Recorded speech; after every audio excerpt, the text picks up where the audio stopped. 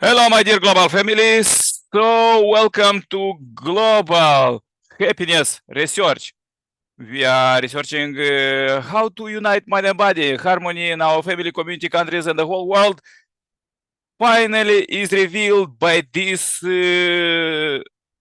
scientifically research of religion and all the history.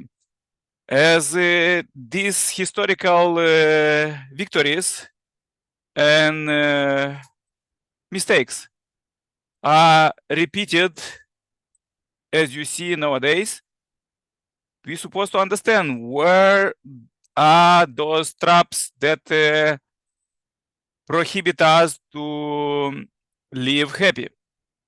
So enjoy the 31st presentation about the historical figures, Moses and Jesus, and how it applied to our life.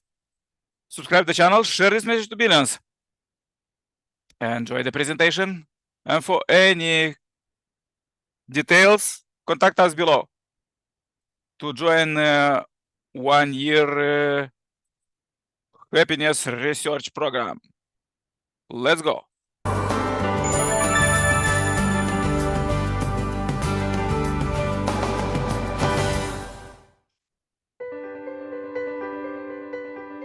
Welcome to the Path to Happiness, an introduction to the unification principle. I'm your host, Dr. Tyler Hendricks. In our last session, we covered the failure of the second national course to restore Canaan and prepared to start the third national course. This is getting long, right? Out in the wilderness, it seems a long way from the ideals of marriage and family. But our lives and the world around us are pretty much way out in the wilderness too. Through the course of Moses, we're seeing how God never gives up, but is always creating a foundation to receive the living Messiah. So we study Moses' course and Jesus' course, knowing that they are, in many ways, not so different from our own, and that God is with us as He was with them. After the failure of the spies in Canaan, Israel wandered in the wilderness for 40 years. They finally returned to Kadesh Barnea. While they were drifting around, following God's direction, all the people over 20 died, and those under 20 grew up worshiping and dedicating themselves to the tabernacle, surviving through their faith and loyalty. Thereby they created the foundation of faith for the third attempt to restore Canaan. This started on the foundation of departing from Kadesh Barnea.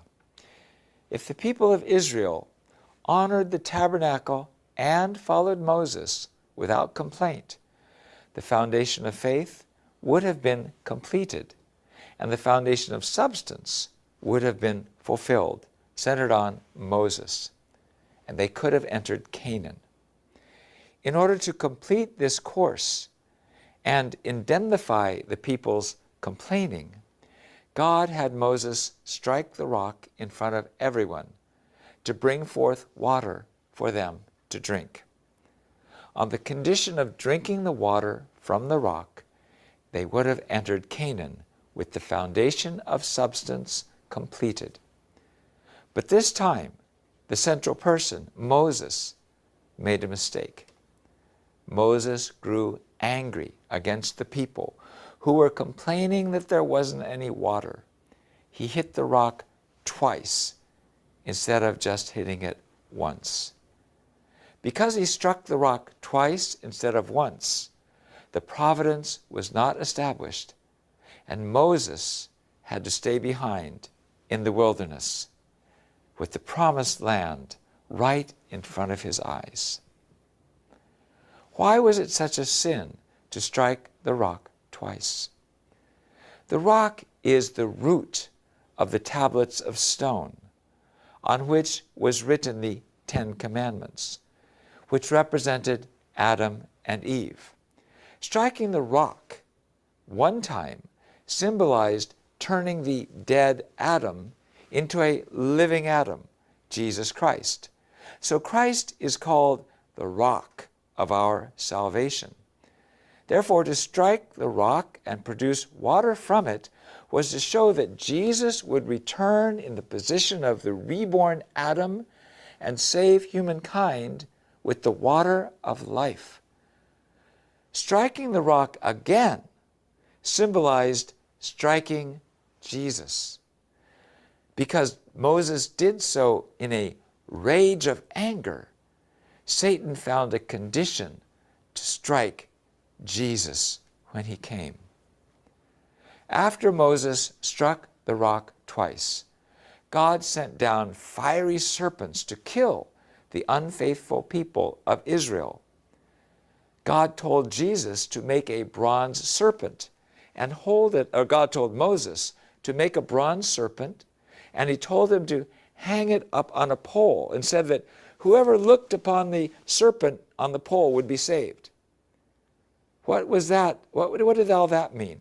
The fiery serpents represented the serpent Satan, who made Eve fall. The bronze serpent on the pole represented Jesus Christ, who would come as the heavenly serpent. This foretold that if the people were unfaithful to Jesus, he would have to be put on the cross, and all who believed in him would be saved.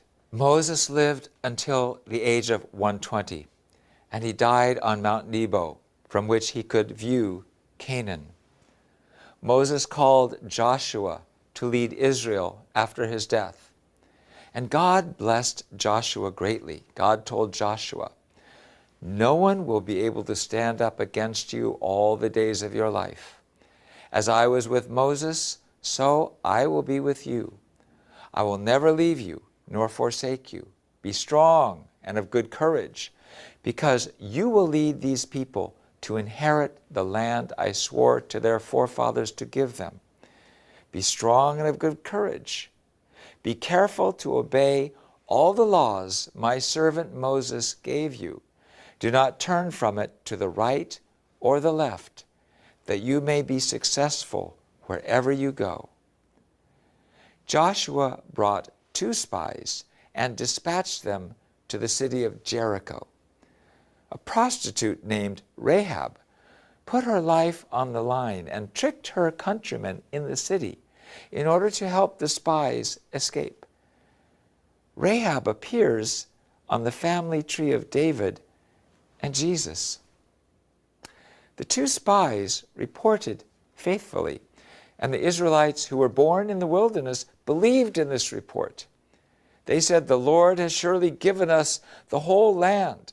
All the people are melting in fear because of us." With this, God could forgive the sins of the faithless spies 40 years before. Centered on Joshua, the people of Israel established the 3-day journey to the Jordan River. They followed the Ark of the Covenant, which split the Jordan River, just as Moses split the Red Sea. The priests who carried the Ark of the Covenant of the Lord stood firm on dry ground in the middle of the Jordan, while all Israel passed by until the whole nation completed the crossing on dry ground.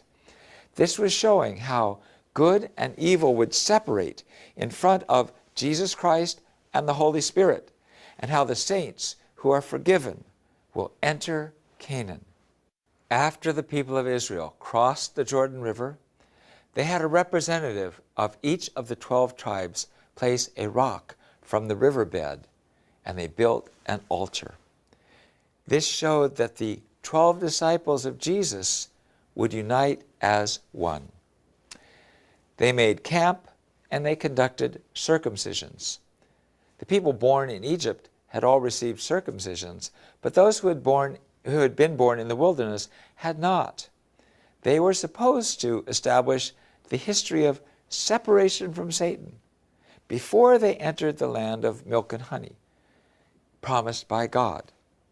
Following the Passover, they attacked the walls of Jericho. 7 chief priests blew trumpets and marched before Jehovah, and the Ark of the Covenant followed them. Armed soldiers marched in front of the 7 chief priests, and the rear guard cohorts followed the ark. For 6 days they circled the city once a day. On the 7th day, the 7 chief priests circled it 7 times, blowing the trumpets. And when Joshua shouted, "God gave you this city," and the people shouted also, the impregnable walls of Jericho collapsed. This showed that the wall of Satan between heaven and earth will crumble because of Jesus.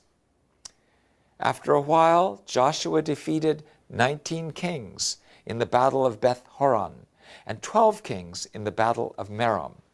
This showed that Jesus, as the King of creation, would defeat the reign of evil and establish heaven on earth.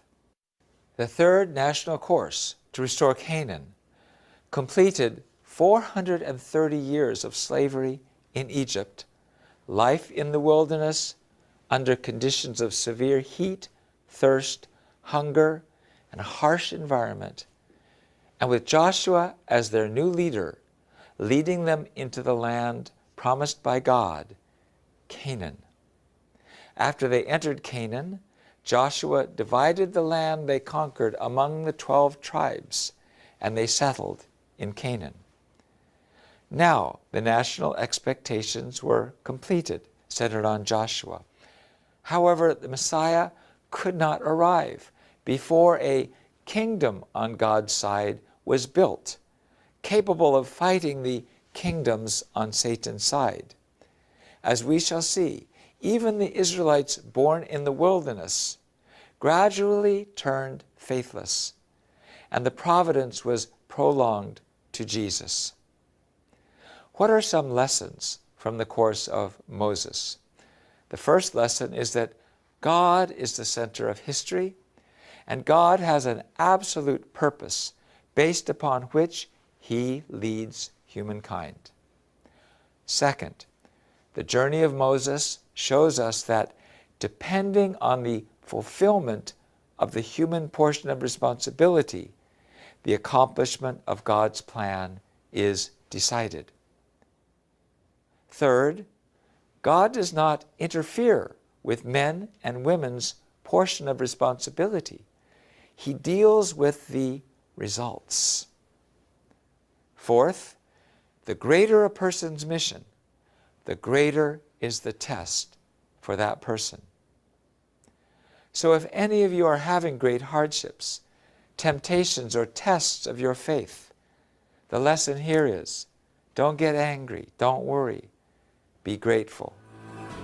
Moses gave so much, but his anger betrayed him. Despite his incredible sacrifice and beautiful relationship with God, but to his eternal credit, he raised up his successor, Joshua, and selflessly gave everything to him and accepted God's judgment. Like Moses, let us accept the vision that God has for us. In our next session, we will apply these same principles to the life, death, and resurrection of Jesus and the founding of Christianity. Thank you for listening, and I look forward to sharing our next session with you. Okay. This was the presentation for today, 31st. Please watch it a few times and research it in your lives, how you could live more happy. Subscribe and share this message to billions. More about us below the video, how you could cooperate.